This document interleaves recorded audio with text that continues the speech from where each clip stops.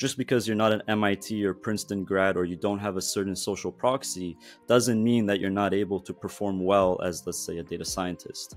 Unfortunately, a lot of the time social signals, social proxies are used to filter out this pool of talent. But what that does is create a lot of false negatives. Hey folks, Flo here with Blockchain North. Today I have another special interview with Mohammad Ashkani, or Mo. He's authorized me to call him like this. Mo and Flo today on the line. Mo is the co-founder and director of investments at Trilemma Capital. Interesting name. I'm sure you're curious already. And what's particularly exciting is we've just partnered together on this beta tournament that they're launching very soon, actually, and we'll of course talk about that. Before we begin, if you know what to do, just give us a notification, a like, an engagement. We really appreciate this. We're trying to serve the Canadian ecosystem and blockchain in particular, of course. And also stay till the end, because as with all of our interviews, I'm going to ask Mo for his surest predictions for 2024, already halfway, and beyond. Mo, welcome to the channel. Thank you. Pleasure to be here. It's really nice to be here, and I'm glad we could make it work, and very happy to be partnered with Trilemma. Look forward to learning more about your very fun tournament coming up. Let's start with maybe a personal introduction. I mean, maybe in a minute or two, you could tell us who you are, a little bit of your background, and then we'll talk about Trilemma specifically. Yes. So Trilemma Capital is a performance-based data science company, and we emphasize proof of performance over social proxies. So we realize that performance, or the validity of performance, is the end result as opposed to metrics or social signaling. And we provide three core services. We have a tournament, we do our trading, and we provide research, which can also be seen as expertise as a service. Okay, that was great. I'm very curious about social signaling. Can you define that? Yeah, so rather than actually determining the performance of an individual, you use things like their education or buzzwords like, let's say, FANG. They worked at FANG before, as a signal to indicate their performance. So perhaps a lot of the time, a social signal might lead or might imply to performance, but it's not necessarily true for the converse. Not necessarily a direct correlation. Yeah, that's very interesting. I was thinking about virtual signaling, which we often hear especially in Canada, but it's not completely different. There's some similarities. So Trilemma Capital, what's with the name, by the way? I did not pick the name. My co-founder did. I picked the logo, which is a trifle knot. Okay. To be honest, we did not associate it with the dilemma, but with three. We thought about it as three intersections, which is crypto, machine learning, and quant trading. Okay. And we're going to talk about all three of those topics as we talk about the tournament in particular. Yeah. Also, you sort of have three verticals at your business. And I initially thought that's where it came from. Do you want to maybe briefly tell us what those three verticals are? Yeah. So are you talking about the ML side? The fund, the tournament. Yeah.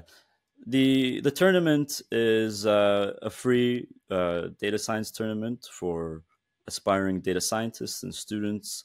It's a time series forecasting problem to predict future returns of Bitcoin. As of now, we're running a beta tournament. Registration closes on June 30th, and the tournament runs from July 8th onwards for a month. And if you win a cash prize. But the plan is that that's just the start of the value. Okay. And then the two other verticals, research and the fund, right? Yes. So research, at its core, Matt Fulton, the co-founder of Trilemma, and I are nerds, are data scientists that love working on projects. And we have a lot of existing projects that we're working on, and we provide expertise as a service. So we provide partnerships with companies and institutions that are interested in solving interesting problems. And that's very cool. Yeah, the trading is actually how we ended up starting Trilemma. So very early on, I knew Matt from UBC, and we later worked at the same company. And we had fairly different backgrounds. He was into brain tumor forecasting. I was more into quantitative topics. I wanted to be a quant in my past. And eventually, through everyday conversations, uh, I rubbed off on the options and quantitative side. And we realized that brain tumor forecasting and a lot of the tools used to understand that are very similar in the space of options. And from there, our opportunity cost of doing whatever we were up to back then, which was our previous jobs, and for Matt, his PhD, were too high. And we put everything aside to start Trilemma. And that's what we currently do to make a living. That is really cool. Big brain topics all over, really. I mean, from brain, uh, study to quant, and of course AI and crypto. Can you explain to us in layman's terms, basically, the intersection between the trilemma, basically? So between, I think you said, AI and crypto and quant. Yeah. So specifically for the trading that we do, we trade Bitcoin ETF options. And what that means is we're trading Bitcoin on regulated exchanges. That's the ETF part. And options is a way for us to place financial bets on future prices, future returns of Bitcoin. And in order for us to actually implement our strategies, what we do is we collect a lot of data, on chain data, off chain data, and we run these models. This is coming from our past experience of working on time series forecasting, and that provides us an edge. That's Okay. the sort of intersection. And so that's the crypto side, Bitcoin on chain data, ML side, using that data and generating value from it. And then the quant side, the trading side is, well, now that you have a strategy, you trade on it and you make a living. Now, I'm no expert in ETFs, but of course, from a crypto point of view, ETFs have been the biggest story of the year, other than maybe the halving and the politics, both being maybe a bit more predictable. But you know, is this a bit, because I know the business was set up very recently, I believe in April 2024. Is that a business model that was only possible since the launch of the ETF craze? Because of course Canadians know we've had an ETF in Canada for a long time, but now that it's a global phenomenon, was that the opportunity that you guys decided to jump onto? Not necessarily, but it is definitely a key factor. Um, ETFs make things a lot easier, and at the same time, they bring in a lot of attention, and it becomes really hard to ignore Bitcoin. It doesn't matter if you're a family office or if you're a Bitcoin maximist, your attention gets drawn to it. Because yeah, the opportunity cost. If you don't participate in something and it goes gangbusters, then you're gonna be accused of not being a good advisor, basically, right? Or a good strategist. Yeah, it's scary ignoring something when a lot of institutional money is pouring in. FOMO, in a sense. Yeah, at a very institutional level. So let's talk about the tournament then. So that's pretty unique, I think, for a fund and a research company to organize its own tournament. First off, why are you guys doing it? Yeah, this stems from the proof of performance core of Trilemma Capital. Uh, we find that the talent market is inefficient because in a talent market you have a pool of talent and you have talent seekers. Unfortunately, a lot of the time social signals, social proxies are used to filter out this pool of talent. But what that does is create a lot of false negatives. Just because you're not an MIT or Princeton grad or you don't have a certain social proxy doesn't mean that you're not able to perform well as, let's say, a data scientist. So that's a lot of lost value, and we're trying to pick up on that. So the tournament is created for individuals to skip the social signaling, skip the social proxies, and prove their talent, prove their capabilities. And the prize is meant to only be the beginning of the value. We find a lot of positive externalities in the tournament, much beyond the cash prize that we give away. Well, let's talk about that just in a moment. The sort of the outcome, the impact, I suppose, for the participants. But so, can you tell us a little bit about the mechanics of the tournament? Who can apply? I assume pretty much anyone with a certain level of skill, of course. Is there like an application process to participate? How do you actually filter? Because I guess you can't have just the entire world participating. Yeah, well, it's a very primitive platform. We're using Google Forms. This is hence the name Beta Tournament. Our KYC is that you're a real person, so we do need a verified LinkedIn and Google account. Other than that, we don't care if you're a high schooler or you're a PhD. Mm-hmm. We don't care if your experience with forecasting time series is a seasoned veteran or if you've never done it before. Okay. And so the tournament, correct me if I'm wrong, starts on July 8th for a month. It's virtual. How does it work? Like, what are the participants actually going to do? Maybe for someone who's not a dev or not a social science expert. Yeah, so it does start July 8th. For 4 weeks, you submit the next week's forecast of Bitcoin returns. The interesting part of this data science tournament is we don't know what's going to happen. We don't give you a data set where we know certain signals are in it. You could derive any sort of data that you want. That's the beauty of blockchains. Everything is public. Everything is transparent. You can go and create a signal that we never thought about before. So what the exact flow looks like, I can give a range. On one end, you could do this in perhaps 2 minutes. Ask ChatGPT to provide a forecast of Bitcoin price and submit that through Google Forms. Are you going to win? Probably not. But on the other end, you can spend hours thinking about what sort of data you're interested in. Let's say certain on-chain metrics, certain decompositions, or certain ways of extracting signal, using that to build a model, creating a forecast, and now you're submitting your forecast on a rolling basis. So today, I submit my forecast for the next week. Next week, I see how I've done. I can tweak my forecast. I can keep it the same, submit it again for the second, third, and fourth week. And the beta competition is 1 month long. So after this time horizon, we will be able to objectively rank participants. That's really cool. I was wondering about the timing. So July 8th, let's say we're within the holiday period for a month. We're 3 months after the Bitcoin halving. We're in between the launch of the ETFs and the US elections. I mean, I'm looking at those big macro factors that impact Bitcoin. Was that by design? I mean, I guess outside of the school year so that students can engage in it without it interrupting their regular classes. Is that it? Or was there something else to the date? Or does it just not matter at all?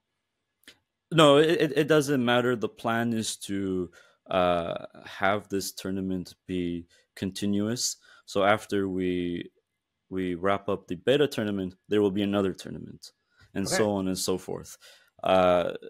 In fact, our partnerships with a lot of the universities are relying on back to school fall time so that we can actually get more engaged with the community. Okay.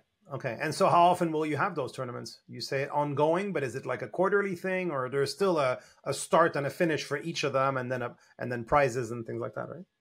There's definitely a start and finish. The point is, it's not a Olympic where you have to wait 4 years, and it's not a yearly thing where you have to wait a couple months. The plan is you're either waiting to register in a tournament or you're already in a tournament.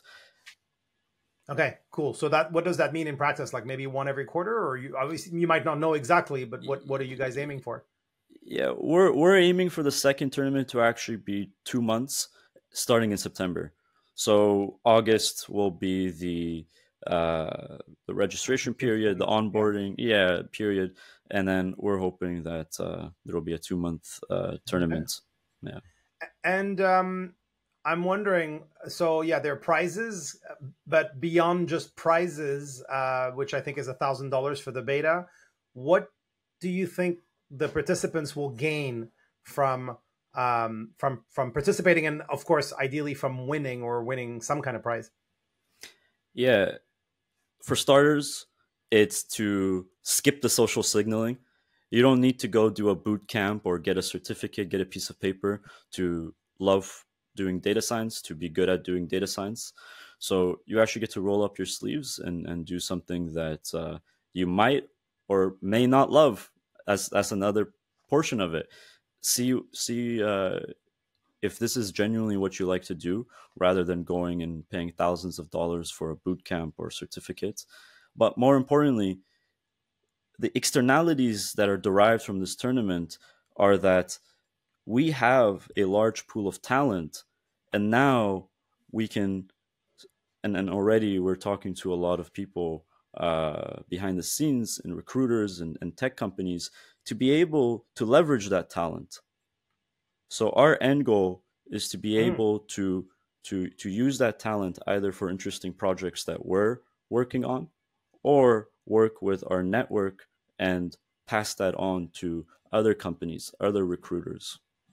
And of course, it also puts you on the map, right? As a new company, I mean, you're going to be noticed by not just the participants, but your partners. And I imagine that maybe you'd have corporate partners or even sponsors in the future for your tournaments.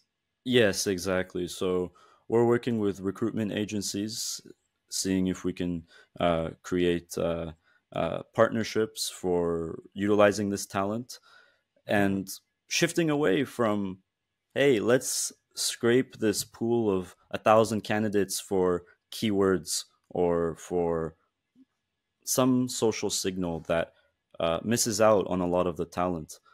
We want to provide them this pure talent.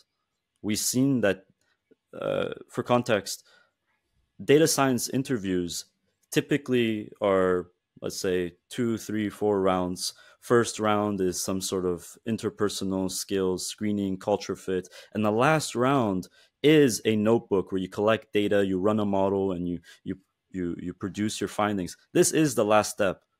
So this is what we're trying to offer.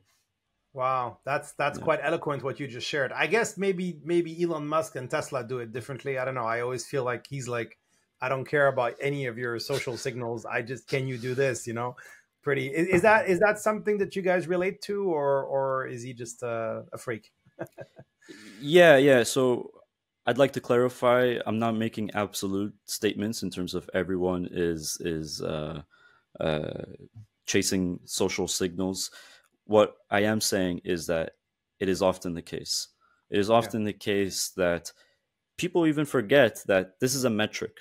This is not the actual performance. So being able to make that distinction is clear. Yeah. Quick message to our audience. If you're enjoying this interview, thanks, by the way, for being here. Give us a like if you like it. You can give us a thumbs down as well if you think it's the worst interview you've ever seen, which I hope not. But feel free also to put some comments below the video. I really appreciate it. And if you haven't already, of course, subscribe. So I'm curious about, so you guys have partnerships like with the UBC, sorry, University of British Columbia. Sauder, I think you mentioned the business school, which is part of UBC. Not yet. Not yet. Well, Not that yet. was an aspirational comment from me then. Yeah. But can you maybe mention a few of the others, and what kind of engagement do you have with those universities? Like UBC, you come from it yourself, right? Yeah, I'm a UBC alumni. Matt Fulton is an alumni. Um, the partnerships are exciting to be able to have this community where we used to be students there. We used to walk down the campus, and a lot of the time, specific to the tournament, uh, let's say you're placing hundreds of job applications and nothing's working. Are you going to have the mindset that, hey, social signaling is uh, is not what I should be chasing? Let me focus on performance. Or are you going to revise your approach and say, hey, maybe I should value the things that the recruiters and the companies are looking for? So being able to actually provide the counter example as to, hey, we followed a similar path, a similar footstep. We were alumni. We used to be students, just like a lot of the people that we're speaking to. However, when you actually toss this imposter syndrome of, if there is something interesting, if there is some value, then it's already been done, just throwing that in the garbage and realizing that there is a lot of value out there, and you don't need to uh, ignore your capabilities just to get a piece of paper or just to get a social signal that leads to a job or leads to quote unquote success in whatever way or shape or form. I feel like while you are definitely very calm and composed and speak very clearly, you got slightly fired up there. I'm wondering, where does that fire come from for you personally, and perhaps for Matt? Like, what motivates you? Because rationally, it's hard not to understand what you're saying. Of course, we want to give opportunities to as many people as possible. May the best prevail. Let's not focus on social signaling, since I've learned that expression now, but on actual talent and the best outcomes for all involved. But what is there something in your own, education, in your own life story that made you kind of, so driven and so focused on this particular mission? Yes, this concept of inefficient markets that disguise themselves as efficient is definitely something that is very close to heart for what we do at Trilemma. Um, a lot of people wouldn't. A lot of people would place doubt on the sort of value that's out there. Now, I think Matt's story is actually more interesting than mine. Uh, he has the the personality and the skill set of being a professor. However, from his own words, due to the decline in academia, he actually left his PhD. And in doing so, he declined a lot of awards. So you can look through his CV, he declined over $350,000 in scholarships and awards from UBC. And it's one thing for me to say it, and it's another thing for someone like Matt to say it, is there is no reason to prioritize anything other than performance, objective performance. Can you clarify the decline of academia? That's a very big statement, so I'm wondering if you could quantify that or qualify it at least. Yeah, I can just say for simplicity, signals are valuable when there's some scarcity behind them. Let's just say you're interested in a certificate, in a boot camp, to say that, hey, you are great at machine learning. Well, you probably got that certificate because you were struggling to find a job, let's say, likewise to hundreds, if not thousands of other people. Now you get this certificate. What's changed? You look to your left and right. Let's say the other 100 or 1,000 people also have the certificate. What's the scarcity behind it? So I question the validity. That's a great. I love that point, and I love how you just, you're very contained. Like you're saying it, and you're not going beyond. You're not. I'm sorry. What's the expression? Hammering on about it or something like that. That's. It definitely raises a lot of questions. Like as we sort of wrap up a bit and maybe pull back from Trilemma and from what you guys are doing, what is your sense of the involvement of the youth and academia? I guess two separate categories here. In crypto and in blockchain. It's something that I think unless you're involved in the university world, you're a student yourself, it's hard. Like I have little sense of it other than seeing some blockchain societies at George Brown, at UBC, at University of Toronto or otherwise. Is your sense that the youth is truly interested in blockchain or crypto and reciprocally academia?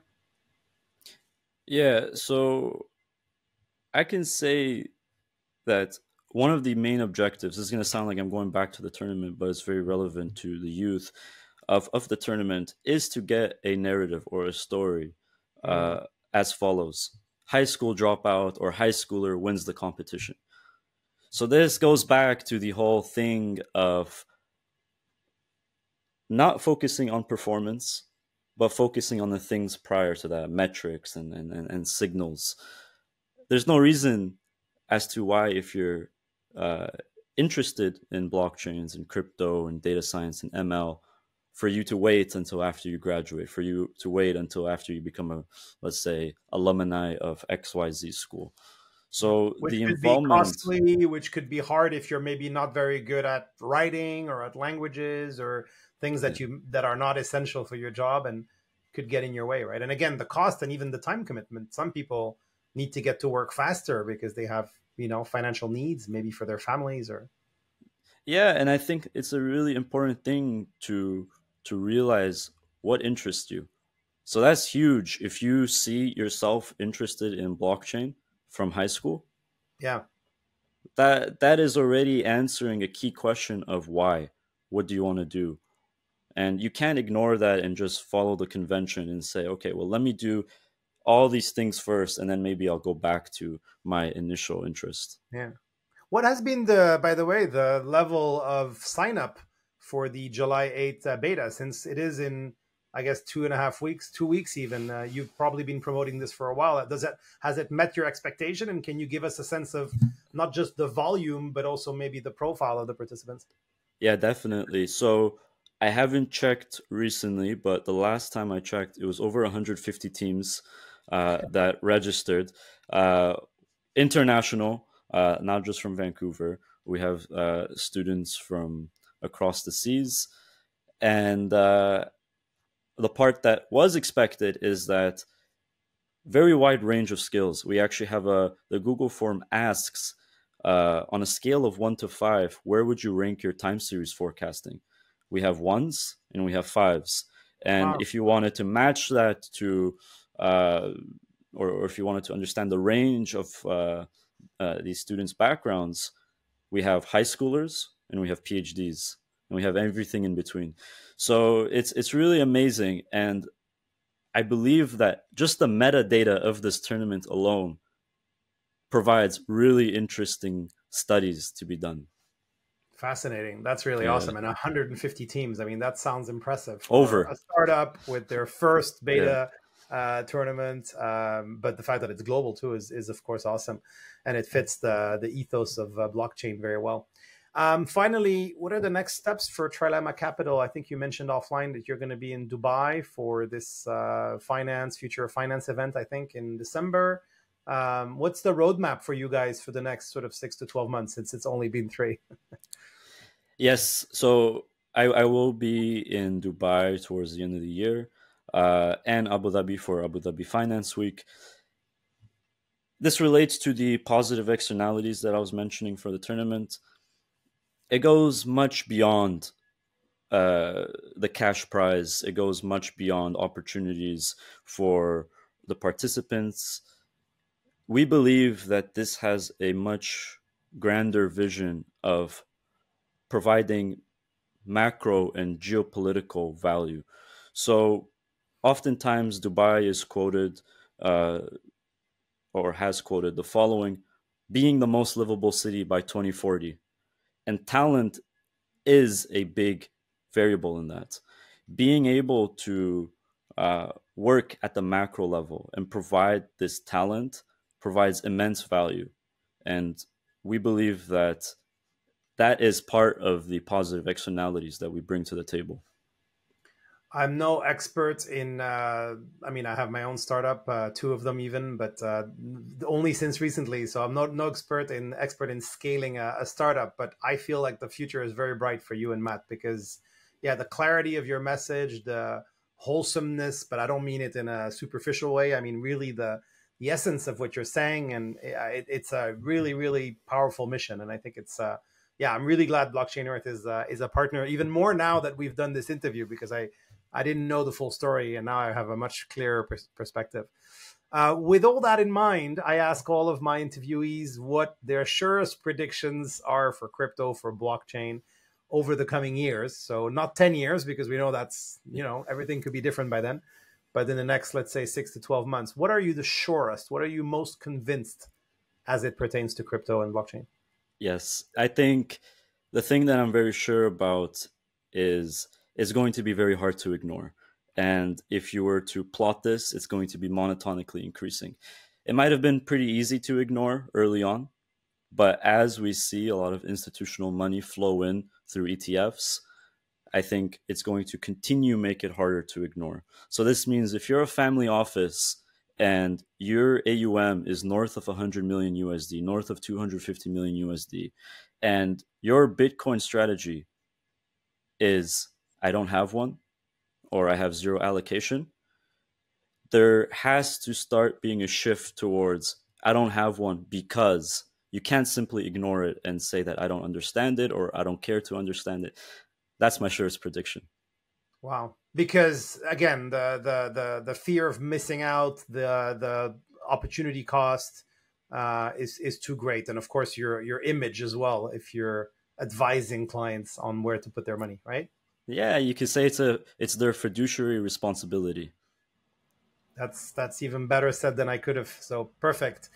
Where can people find you and Matt and your work? I mean, is there a blog? Is there a website? Are you guys active on social media? What are the best links that we can put on screen or in the descriptions here? Yeah, so our website is trilemmacapital.com. Similarly, our LinkedIn is Trilemma Capital. And if you are interested in anything that I've mentioned about Trilemma in this interview, then please do reach out to either me or my co-founder Matt on LinkedIn. My LinkedIn is Mohammad Ashkani. My co-founder's LinkedIn is Matt Fulton.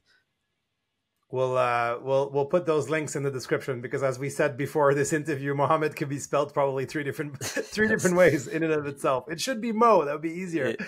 I wish. Like Mo. Yeah, of course, of course. Hey Mo, it's been a real pleasure. Thank you very much for making all this so clear and to the point. And I really enjoyed this interview, and I'm really happy that we're affiliated. Honestly, I say that really impressed by what I just heard.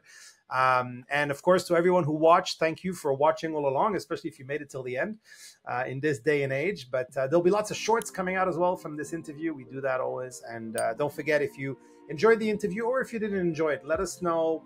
Send us your comments. If you have questions for Mo, questions for me, you can put them there as well. We'll relay them. Thanks, everyone. Mo, thanks again. And stay tuned, everyone. Be well. Ciao. Cheers, my friend.